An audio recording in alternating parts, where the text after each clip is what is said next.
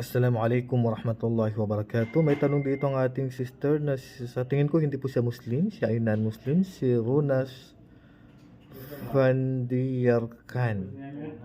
Sir, bakit amo ko na Bahraini nagsiselebrate ng birthday sa anak nila na alaga ko? Di ba bawal?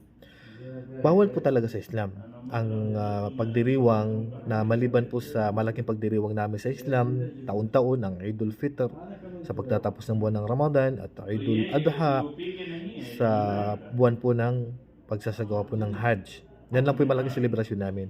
Pero yung pagdiriwang po ng araw ng kapanganakan o birthday o anumang itatawag nila dyan is bawal po sa Islam yon.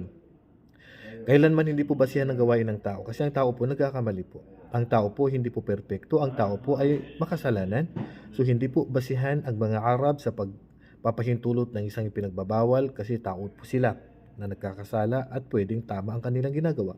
So ang basihan po namin ay ang Quran, ang salita po ng Allah at ang Hadith, ang pamamaraan po ng huling sugo at propeta Muhammad, subakan niya nawa ang kapayapaan at ang pagpapala. Kaya mali po ang mga paniniwala ng iba ng pinagbibintangan nila ay mga gawain ng Arab, gawain ng Saudi o anumang bansa na mga Muslim. Hindi po kailanman basihan sa Islam ang gawain ng tao.